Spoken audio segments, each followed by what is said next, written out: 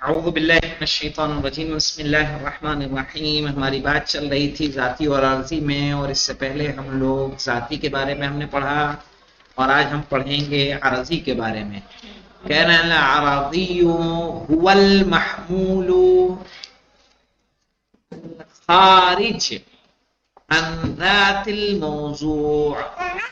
सही है। महमूल अर्जी वैसा महमूल है जो ज़ाते मौजू से खारिज है। इससे कबल हमने आपको बताया था कि नहीं बताया था, मौजू और महमूल किसको कहते हैं? हमने कहा मुहम्मदुन इंसानुन, तो इंसान क्या है? महमूल है। मोहम्मद मौजू है। तो कहा अल खारिज अन ज़ातिल मौजू, जो ज़ातिल मौजू से क्या हो? खारिज हो। हमने ज़ाती में क्या कहा था, याद है? हुवल महमूलुल लज़ी ततक़व्वमु ज़ातुल मौज़ूअ बिही गैरु खारिजिन अन्हा। सही है, जो उससे खारिज ना हो। यहां क्या हो? वो खारिज हो। मसलन हमने कहा अल हयवानु, या मसलन हमने कहा अल फरसु माशियुन। लिख लें मसलन अल फरसु माशियुन।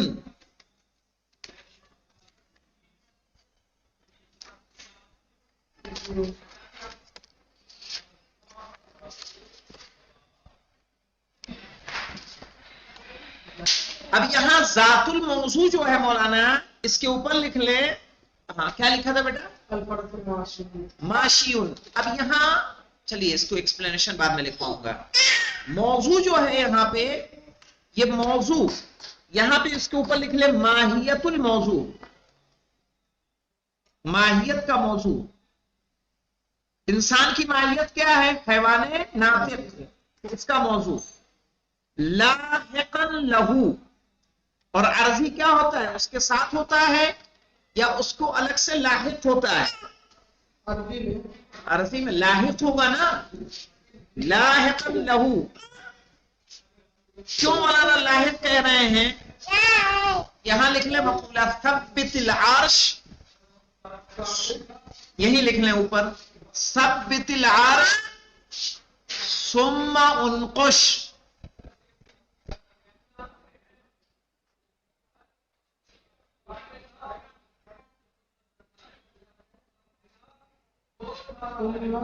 उनकुश यानी क्या मतलब? पहले आपको लिए क्या होना चाहिए मौलाना? समझ लीजिए इसको, बात को, फिर आगे बढ़े हम लोग। पहले क्या है? पहले जात है, और उसके बाद उसमें कोई आरिज होने वाली चीज है। इसीलिए का सब्बितिल अर्श, पहले अर्श को साबित करो, सुम्मल खुश, फिर उसके ऊपर क्या करो? नक्श करो। भाई ये दीवार नहीं रहेगी तो इस पे पेंट कहां से होगा? तो पेंट आरिज है, और दीवार क्या है? जाते मौजू है। यहां पे एक नंबर और लिख लिए, इसलिए कि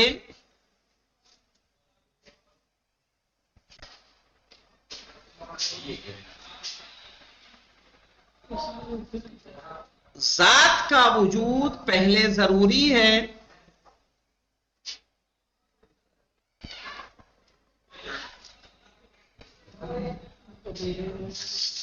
फिर सिफत का वजूद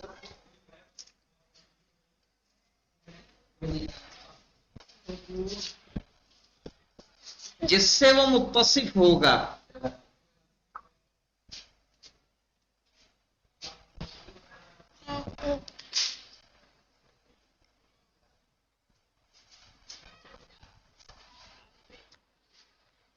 तो पहले किसी जिस्म का वजूद जरूरी है,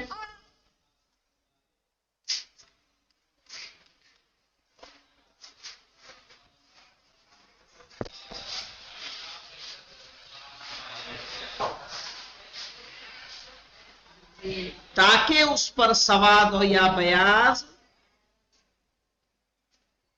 ताकि वो सवाद और बयाज से मुत्तसिफ हो सके।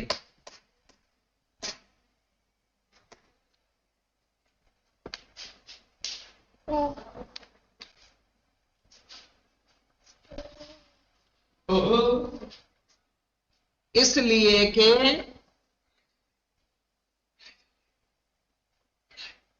क्या बैठते हो?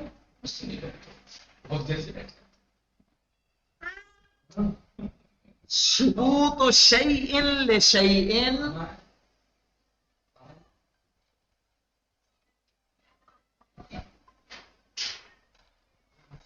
अस्सलाम वालेकुम। सुबूत शैइन लिशैइन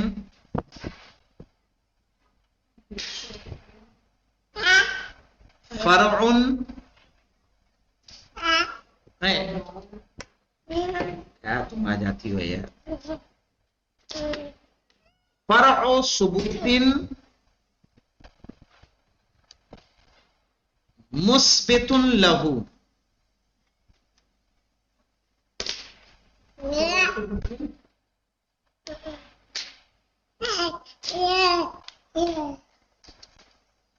मुस्बित रहू।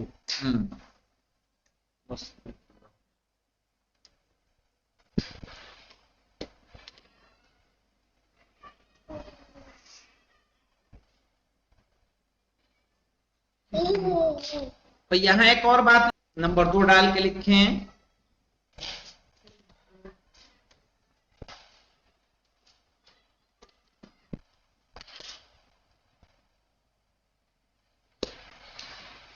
कि जो हमल को कबूल करता है और जो हमल को कबूल नहीं करता उसके दरमियान फर्क ये है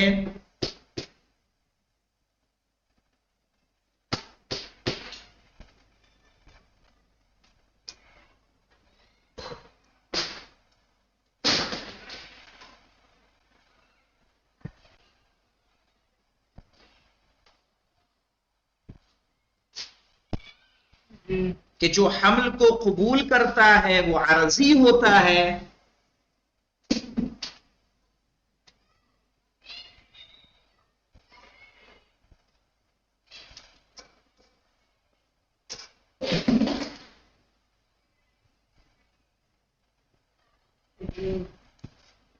और जो हमल को कबूल नहीं करता वो अर्ज होता है।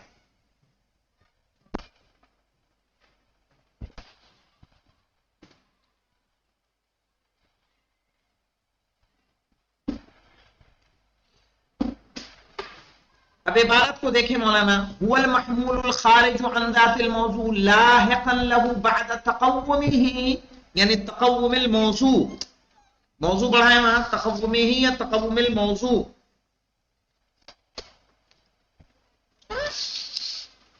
बेजमीअ ज़ातियातिही, अपने तमाम ज़ातियात के साथ, यानी पहले जात हो जाएगी और उसके बाद ही ये क्या होगी, आरजी उस पर आरिज होगी। कज़ाहिक, जैसे जाहिक जो लाहिक होता है इंसान के लिए,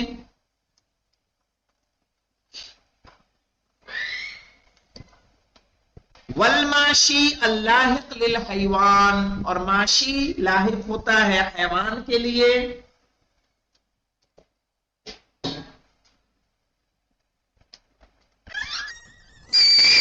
वल मुतहय्यिज अल्लाहिक लिल जिस्म, और मुतहय्यिज लाहिक होता है जिस्म के लिए।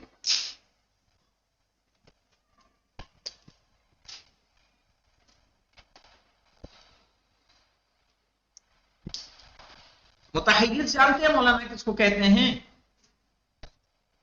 जो भी जगह घेरती है, सही है, मुतहय्यिज। अब ये कोई भी जिस्म होगा वो जगह घेरेगी कि नहीं घेरेगी?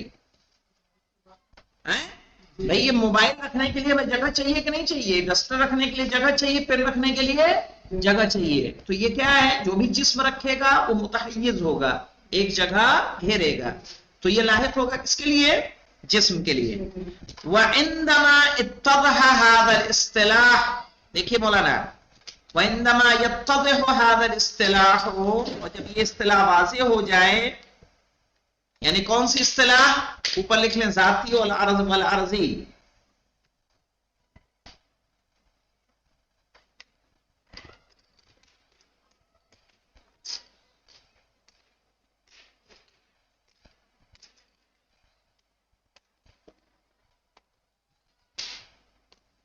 नदखुलुल आन फी बहस बाकिल कुल्लियातिल खमसा, तो हमारी बहस दाखिल होगी बाकी कुल्लियात खमसा में।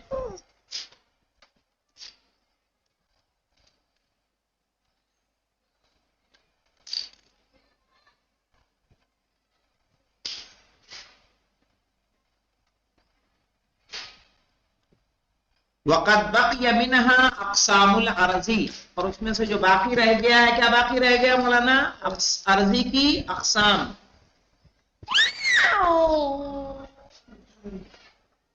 फ़इन्नल अर्ज़ी यनक़सिमु इलल ख़ास्सति वल अर्ज़िल आम। यहाँ कुछ मुलाहिज़ा है जो इंशाअल्लाह आपको हम कल लिख पाएंगे। क्या मुलाहिज़ा मौलाना? इसको समझ लीजिए। मुलाहिज़ा ये है कि मुसन्निफ ने कहा वक़द बक़िया मिनहा अक़सामुल अर्ज़ी, और उसकी किस्में कहा खासा और अर्ज़े आम।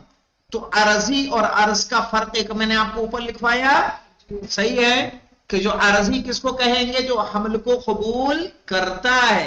जो हमल को कबूल नहीं करता वो क्या होगा?